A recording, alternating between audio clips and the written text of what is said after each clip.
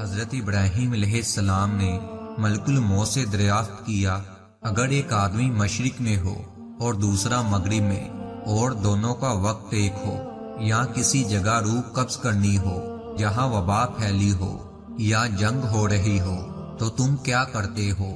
انہوں نے کہا کہ اللہ تعالیٰ کے حکم سے روحوں کو بلاتا ہوں اور وہ میری انگلی کے درمیان سما جاتی ہیں تو میں انہیں قبض کر لیتا ہوں۔ ایک روایت یہ بھی ہے کہ پوری زمین ملک الموت کے لیے ایک پیٹ کی طرح ہے، وہ جسے چاہتا ہے اس میں سے لے لیتا ہے۔ دوسرا واقعہ، وہاب ابن منبع کہتے ہیں کہ ایک بادشاہ نے کسی جگہ جانے کا ارادہ کیا، پہننے کے لیے بہترین لباس منگوایا، سواری کے لیے بہترین سواری منگوائی، اور وہ اس پر سوار ہو کر بڑی شان و شوکت اور متکبرانہ انداز سے نکلا کہ اس کے نزدیک کسی آدمی کی کوئی اہمیت نہ تھی۔ اسی دوران اس کے پاس ایک بدحال اور پرگندہ بال شخص آیا اور اسے سلام کیا، لیکن بادشاہ نے اپنے غرور و تکبر کی وجہ سے اس کے سلام کا جواب نہ دیا۔ اس آدمی نے اس کے گھوڑے کی لگام پکڑ لی۔ بادشاہ نے کہا کہ لگام پکڑ کر تو نے بہت بڑی غلطی کر دی ہے۔ اس نے کہا میں تیرے پاس ایک ضرورت سے آیا ہوں۔ بادشاہ نے کہا کہ میرے اترنے کا انتظار کر۔ اس نے کہا کہ نہیں، اسی وقت کام ہے۔ یہ کہہ کر اس نے لگام کو زور سے جھٹکا دیا۔ بادشاہ نے کہا کہ ٹھیک ہے، اپنی ضرورت بیان کرو۔ اس شخص نے کہا کہ یہ ایک راز کی بات ہے۔ بادشاہ نے اپنا چہرہ اس کے قریب کیا۔ اس نے کان میں سرگوشی کی، میں ملک الموت ہوں۔ یہ سن کر بادشاہ کا رنگ پھک پڑ گیا اور زبان لڑکھڑا اٹھی۔ وہ بادشاہ کہنے لگا، مجھے اتنی مہلت دے دو کہ میں اپنے گھر واپس جاؤں اور اپنی بعض ضروریات کو پورا کر لوں اور اپنے گھر والوں کو الوداع کہہ دوں۔ ملک الموت نے کہا کہ اب اس کی اجازت نہیں ہے، اب کبھی تو اپنے گھر والوں کو اور اپنے مال و متاع کو نہیں دیکھ سکے گا۔ یہ کہہ کر ملک الموت نے اس کی روح قبض کر لی۔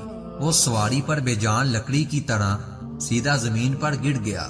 اسی طرح تیسرا واقعہ، حضرت امش روایت کرتے ہیں کہ ملک الموت حضرت سلیمان علیہ السلام کی مجلس میں آئے اور ان کے ساتھیوں میں سے ایک کو گوننے لگے۔ جب مجلس برخاست ہوئی تو اس آدمی نے حضرت سلیمان علیہ السلام سے پوچھا، یہ کون شخص تھے جو مجھے اس طرح گون رہے تھے؟ حضرت سلیمان علیہ السلام نے جواب دیا، یہ ملک الموت تھے۔ یہ بات سن کر وہ شخص بے حد گھبرا گیا اور کہنے لگا، شاید وہ میری روح قبض کرنا چاہتے ہیں۔ حضرت سلیمان علیہ السلام نے اسے دریافت کیا، تم کیا چاہتے ہو؟ اس شخص نے جواب دیا کہ میں چاہتا ہوں کہ آپ ان سے بچائیں اور ہوا کو حکم دیں کہ وہ مجھے اڑا کر کہیں دور لے جائے۔ آپ علیہ السلام نے ایسا ہی کیا۔ تھوڑی دیر بعد ملک الموت دوبارہ مجلس میں حاضر ہوئے۔ حضرت سلیمان علیہ السلام نے ان سے پوچھا کہ تم میرے فلاں صاحب کو کیوں گو رہے تھے؟ ملک الموت نے کہا، مجھے اس آدمی کو آپ علیہ السلام کی مجلس میں دیکھ کر حیرت ہو رہی تھی، کیونکہ اللہ تعالیٰ سے مجھے اس آدمی کو ہند کے فلاں علاقے میں روح قبض کرنے کا حکم ملا تھا، مگر وہ آپ علیہ السلام کی مجلس میں تھا۔ مگر جب میں اس علاقے میں پہنچا تو وہ وہاں موجود تھا جہاں میں نے اس کی روح قبض کر لی۔ اسی طرح چوتھا واقعہ ہے کہ ایک بندہ مومن سے ملک الموت کی ملاقات ہوئی۔ ملک الموت نے اس مومن بندے سے کہا کہ مجھے تم سے ایک راز کی بات کہنی ہے۔ اس نے کہا کہ ضرور کہو۔ ملک الموت نے کہا کہ میں موت کا فرشتہ ہوں۔ اس آدمی نے کہا کہ خوش آمدید، آپ سے ملنے کا مجھے شوق تھا۔ ملک الموت نے کہا کہ جو کام تم نے کرنا ہے وہ پورا کر لو۔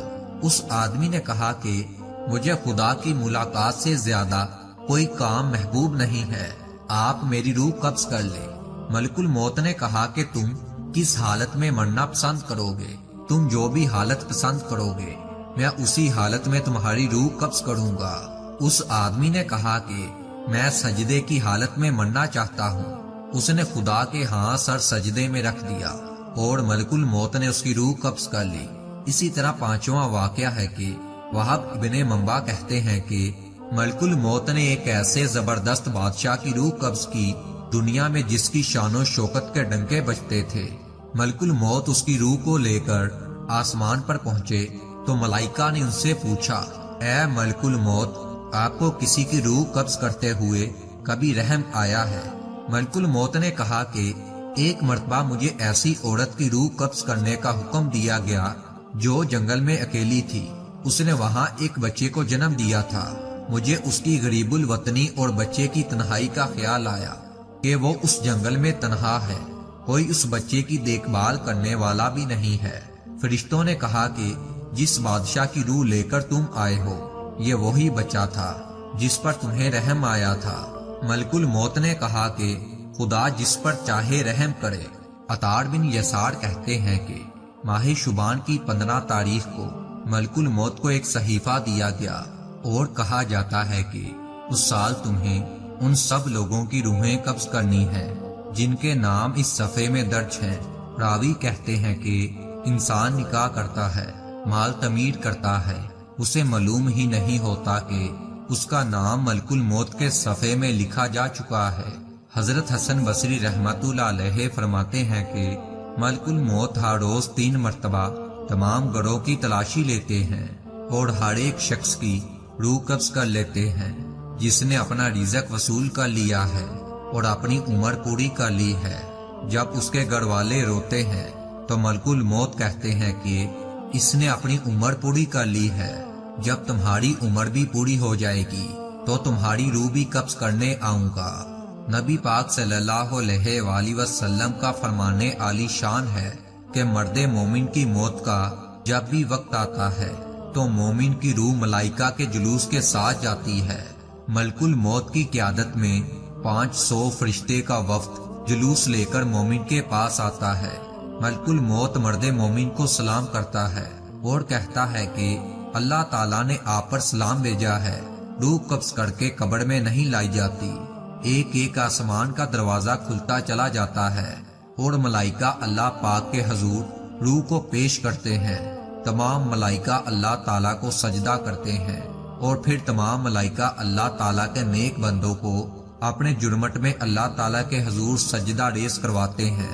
حدیث پاک کے الفاظ ہیں کہ اللہ پاک حضرت میکائیل علیہ السلام کو کہتے ہیں کہ روح کو واپس اس جسم میں رکھ دو جہاں سے نکال کر لائے ہو۔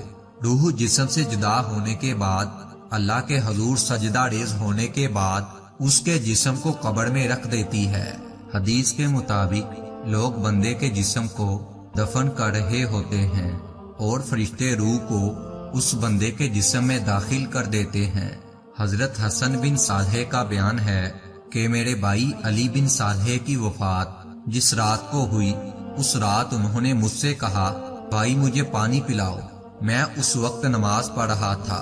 نماز سے فارغ ہو کر میں نے پانی پیش کیا مگر انہوں نے کہا میں پانی پی چکا ہوں۔ میں نے دوبارہ پانی پینے کو کہا تو انہوں نے پھر وہی جواب دیا، میں پانی پی چکا ہوں۔ میں نے حیرت سے پوچھا، میرے اور آپ کے علاوہ یہاں کوئی تیسرا آدمی نہیں ہے، پھر آپ کو پانی کس نے پلایا ہے؟ بھائی نے جواب دیا، ابھی ابھی ایک نورانی فرشتہ آیا اور مجھے پانی پلانے کے بعد خوشخبری دی کہ تمہارا بھائی اور تمہاری والدہ ان لوگوں کے ساتھ ہیں جن لوگوں پر اللہ تعالیٰ نے اپنا انعام کیا۔ حضرت عبد الرحمن بن غنم اشری رحمت اللہ علیہ کی روایت ہے کہ حضرت معاذ بن جبل رضی اللہ تعالیٰ عنہ کا لڑکا طاعون امواس کے مقام پر فوت ہو گیا۔ اس کی وفات پر حضرت معاذ رضی اللہ تعالیٰ عنہ نے صبر و شکر سے کام لیا اور پھر جب حضرت معاذ رضی اللہ تعالیٰ عنہ کو ایک لڑائی میں کافروں کا نیزہ لگا اور وفات کا وقت قریب آیا تو آپ کے منہ سے یہ جملہ نکلا کہ دوست اپنی ضرورت سے آیا ہے، وہ شخص کبھی کامیاب نہ ہوگا جو اپنے دوست کی حاجت پوری کرنے میں ندامت اور معذرت کرے۔ حضرت عبد الرحمن رضی اللہ تعالی عنہ کا بیان ہے کہ میں نے یہ عجیب جملہ سن کر حضرت معاذ سے دریافت کیا، کیا آپ کو کچھ نظر آ رہا ہے؟